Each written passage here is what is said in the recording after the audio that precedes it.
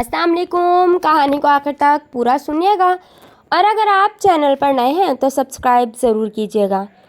Doctor नवाजिश अली भट्टा बीवी अस्पताल बहावलपुर में आँखों के सर्जन थे। बहुत ही नेक इंसान थे। उनको जिगर की बीमारी की वजह से यरकान हो गया था। बीमारी इतनी बढ़ी कि उनका आखिरी वक्त आन पहुंचा। मैं उनके पास ही मौजूद था। देखा कि उनकी आँखों की पुतलियाँ फैल गई हैं, दिल की धड़कन बंद हो चुकी है और सांस भी ख़त्म हो चुका है। तिब्बी इल्म के मुताबिक उनकी मौत वाक़या हो चुकी थी। उनके बीवी और बच्चों ने, जो उस वक्त कमरे में मौजूद थे, रोना शुरू कर दिया। मैंने उनके बड़े भाई और बीवी को कलमा पढ़ने की तलकीन की और यह बताया कि डॉक्टर भुट्टा इस दुनिया से रुखसत हो रहे हैं। उस मौका पर रोने की बजाय कलमा पढ़ना चाहिए। उन्होंने बुलंद आवाज़ में कलमे का विर्द शुरू कर दिया। अचानक डॉक्टर भुट्टा ने आंखें खोल दी, बिस्तर पर उठ बैठे, कलमा पढ़ा और कहा कि डॉक्टर नूर, तुम गवाह रहना, मैं कलमा पढ़कर अल्लाह के यहाँ जा रहा हूँ। इसके बाद वह दोबारा बिस्तर पर लेट गए और उनका इंतकाल हो गया। चंद साल कबल मैं एक फॉलिज के मरीज़ को देखने के लिए गया। मरीज़ की हालत काफ़ी ख़राब थी और ऐसा मालूम होता था कि चंद घड़ी का मेहमान है। बहरहाल मैंने उसका मुआयना किया और इन मुआयने बातचीत करने की कोशिश की, मगर नाकाम रहा। फिर मैंने मरीज़ से अरबी में उसका नाम पूछा। उसने जवाब दिया। अरबी में मुंह खोलने को कहा तो मरीज़ ने मुंह खोल दिया। अरबी में ही आंखें खोलने को कहा तो उसने आंखें भी खोल दी। थोड़ी ही देर बाद मरीज़ का इंतकाल हो गया। लावाहिकीन से पूछने पर मालूम हुआ कि यह मरीज़ बिल्कुल जाहिल था। अरबी तो क्या, उर्दू भी नहीं जानता था। उलमा कराम से सुन रखा था कि बरज़ख और आखिरत की ज़बान अरबी होगी और कब्र के सवाल व जवाब भी अरबी में होंगे। ग़ालिबन इस चीज़ का अल्लाह ने अपनी कुदरत से मुशाहिदा करवाया था। चंद साल कबल एक जमात के साथ जाना हुआ मानसहरा से आगे एक छोटे से कस्बे में पहुँचे। मस्जिद में सामान रखा और तालीम शुरू की। मस्जिद से बाहर इधर उधर काफ़ी लोग फारिग बैठे थे। हम लोग उनके पास गए और मस्जिद में आने की दावत दी ताकि वो तालीम में शरीक हो सकें। कुछ लोग हमारे साथ मस्जिद आने पर तैयार हो गए। एक साहब ने कहा कि मैं नमाज के वक्त आऊँगा और नमाज के बाद अज़ाब कब्र का एक वाक़या आप लोगों को सुनाऊँगा। चुनाचा ज़ोहर की नमाज के बाद ये साहब हमारे पास बैठ के अपना तारुफ करवाया कि वो रिटायर्ड फ़ौजी हैं। 1965 की पाको हिंद जंग में एक कब्रिस्तान में असले का एक आर्जी ज़ख़ीरा बताया गया था और कुछ और जवानों के साथ उनकी भी वहाँ पहरे पर ड्यूटी थी। दिन का वक्त था और कोई ख़ास काम नहीं था।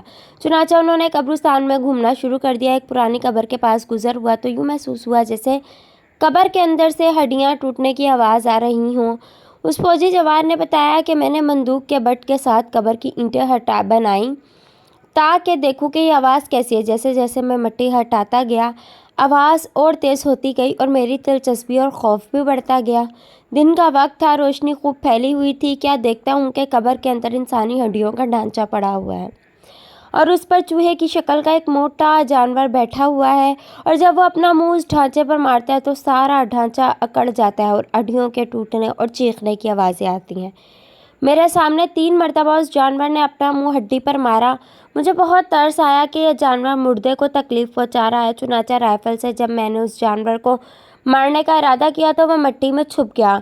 थोड़ी देर के बाद वह जानवर कब्र से निकलकर मेरी तरफ लपका। मेरे ऊपर कुछ ऐसी दहशत सवार हुई कि मैं उसे मारना भूलकर भाग खड़ा हुआ। काफ़ी दूर जाने के बाद मैंने मुड़कर देखा तो वह जानवर मेरे पीछे तेज़ी से भागा आ रहा था। करीब ही पानी का एक जौहर था। उस जानवर से बचने के लिए मैंने उस जौहर में दाखिल हो गया। मैंने पीछे मुड़कर देखा कि वो जानवर जौहर के किनारे आकर रुक गया और कदरे तौक़्फ़ के बाद उसने अपना मुँह पानी में डाल दिया। यकायक पानी गर्म होने लगा। मैं भागकर जौहर से बाहर निकला। मेरी टांगें जल रही तो थीं, जल्द सुर्ख हो चुकी थी और अबले भी पड़ चुके थे। दर्द की शिद्दत से मेरा चलना महाल था। मैंने अपने साथियों को आवाज़ दी। चुनाचा मुझे एबटाबाद के अस्पताल में दाखिल करवाया गया और फिर वहाँ से रावलपिंडी के बड़े फ़ौजी अस्पताल CMH में मुंतकिल कर दिया गया। मेरी टांगों का गोश्त गलना शुरू हो गया और हर वक्त बदबूदार पीप और खून रिसता रहता था।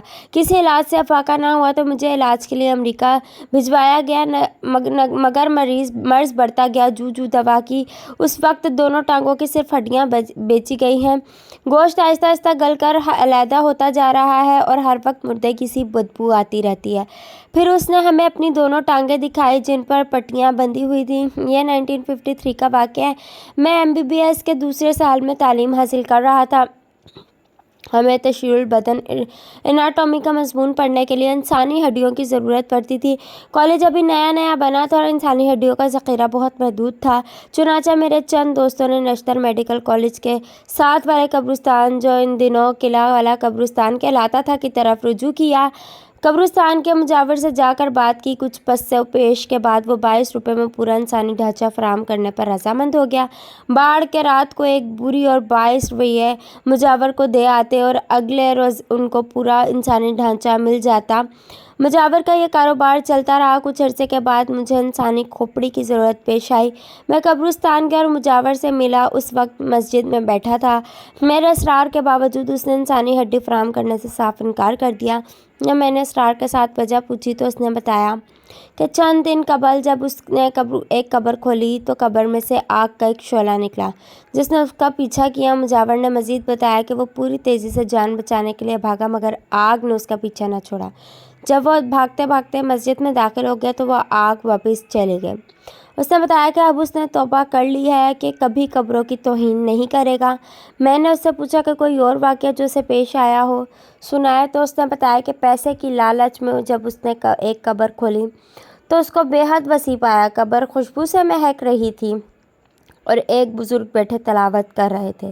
یہ دیکھ کر اس نے قبر کو فوراً بند کر دیا۔ کافی عرصہ قبل جب میں نشتر اسپتال میں میڈیکل وارڈ کا رجسٹرار تھا تو میرے وارڈ میں 2 مزدور بے ہوشی کی حالت میں داخل ہوئے۔ ہوش میں آنے کے بعد وحشت زدہ ہو کر چیخنا چلانا شروع کر دیا۔ علاج کے بعد جب ان کی حالت کچھ سنبھلی تو انہوں نے بتایا کہ ایک مشہور و معروف آدمی کی قبر کو اس لیے کھولا جا رہا تھا کہ ان کی نعش کو خاص جگہ پر منتقل کیا جائے۔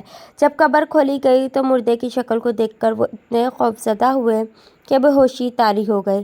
اس مردے کے لواحقین نے جب مردے کی یہ حالت دیکھی تو جلدی سے قبر کو بند کروا دیا۔ اس واقعے کا تذکرہ اس وقت کے اخبارات میں بھی چھپا تھا۔ 3 قبروں کے علاوہ سب قبریں آگ سے بھری پڑی ہیں۔ احمد پور شرقیہ میں ایک نیک خاتون دینی مدرسے کی محتمہ تھیں۔ ان کو ایک لا علاج مرض لاحق ہو گیا۔ میرے پاس بہاولپور وکٹوریہ اسپتال میں داخل ہوئیں اور وہیں وفات پائیں۔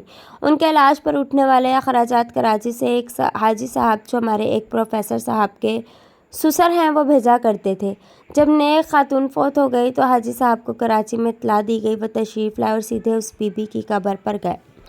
واپس آ کر سب سے پہلے مجھے یہ خوشخبری سنائی کہ اللہ تعالیٰ نے بی بی پر قبر میں اپنی خاص رحمتیں نازل فرمائی ہیں۔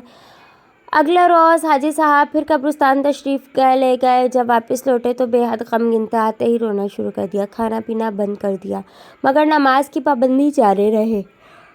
ہر وقت استغفار میں مشغول رہتے۔ 3 دن کھانا پینا بند کرنے کی وجہ سے بہت کمزور ہو گئے تو ڈاکٹر صاحب جو ان کے داماد تھے مجھے لے گئے ہیں۔ جب وہاں پہنچے تو دیکھا کہ حاجی صاحب سجدے میں پڑے ہوئے آہستہ آہستہ اللہ سے استغفار اور آہوازاری کر رہے ہیں۔ آواز میں اتنا درد اور سوز تھا کہ پاس بیٹھنے والے پر بھی گریہ طاری ہو جاتا تھا۔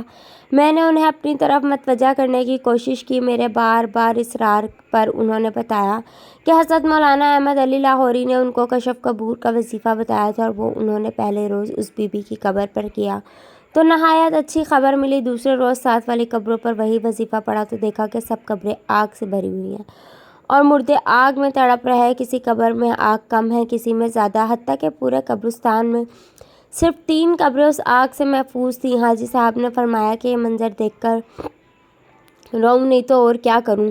اللہ سے ان کے لیے تخفیف عذاب کی دعا مانگ رہا ہوں۔ ایسا دردناک عذاب ہے کہ اگر آپ دیکھ لیں تو ذہنی توازن کھو بیٹھے، یادداشت سے مر جائے۔ پھر چاتی صاحب نے حضور صلی اللہ علیہ وسلم کے ارشاد گرامی سنایا جس کا مفہوم ہے کہ عذاب قبر اس قدر دردناک ہوگا کہ انسان دیکھ لے یا آواز سن لے تو پاگل ہو کر جنگلوں میں بھاگ جائے اور اپنے مردے دفن کرنا بند کر دیں۔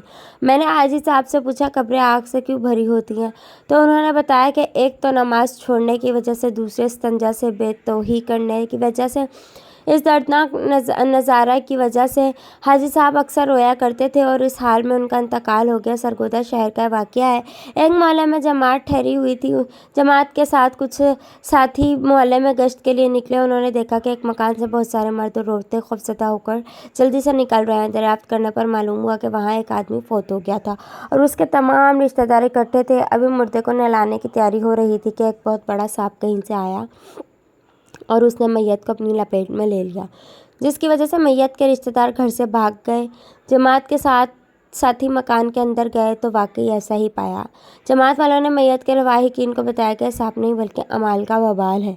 اس سے چھٹکارا حاصل کرنے کی ایک ہی صورت ہے کہ خوب گڑ گڑا کر اللہ تعالیٰ سے دعا مانگی جائے اور میت کے لیے استغفار کیا جائے۔ میت کے رشتہ دار اتنے خوفزدہ تھے کہ انہوں نے قریب جانے سے انکار کر دیا۔ جماعت والوں نے دعائے استغفار اور ذکر و اذکار کا اہتمام کیا۔ کچھ دیر کے بعد وہ سانپ غائب ہو گیا۔ چنانچہ میت کو نہلایا اور کفن پہنایا۔ جب میت کو دفن کرنے کے لیے قبر کے پاس لے جا کر رکھا تو دیکھا کہ ایک بڑا سانپ قبر میں موجود ہے، جو کہ قبر کھودتے وقت وہاں نہیں تھا۔ بڑی مشکل سے میت کو قبر میں اتارا گیا۔ جو ہی میت کو قبر کے حوالے کیا، سانپ پھر میت کے گرد لپٹ گیا۔ چنانچہ وہ لوگ جلدی سے قبر کو بند کر کے واپس آ گئے۔ 10 سال پہلے کا ذکر ہے کہ میں قائد اعظم میڈیکل کالج میں بطور پرنسپل کام کر رہا تھا۔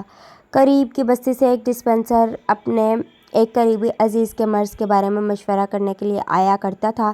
ایک دن اس نے بتایا کہ اس کی بستی میں ایک حجام فوت ہو گیا۔ جب اس پر نزا کی کیفیت طاری ہوئی تو لوگوں نے اس کو ہلایا اور کہا کہ کلمہ پڑھ۔ حالانکہ یہ غلط طریقہ تھا۔ اس نے کلمہ نہ پڑھا۔ لوگوں نے پھر اسے بلایا اور کلمہ پڑھنے کو کہا۔ موت کی مفتی کی وجہ سے اس نے کلمے کو گالی اور تھوڑی دیر بعد اس کا انتقال ہو گیا۔ جب دفن کرنے لگے تو دیکھا قبر بچھوؤں سے بھری ہوئی ہے۔ لوگوں نے قبر کو بند کر دیا۔ دوسری جگہ قبر کھودی گئی۔ جب میت کو قبر میں اتارنے لگے تو دیکھا کہ وہ قبر بھی بچھوؤں سے بھری ہوئی ہے۔ چنانچہ اسی حالت میں مردے کو قبر میں رکھ کر قبر کو بند کر دیا گیا۔ علماء کرام سے سنا ہے کہ نزا کے عالم میں مرنے والے کو کلمہ پڑھنے کے لیے نہیں کہنا چاہیے بلکہ اس کے قریب مناسب آواز میں کلمے کا ورد کرنا چاہیے۔ اللہ حافظ۔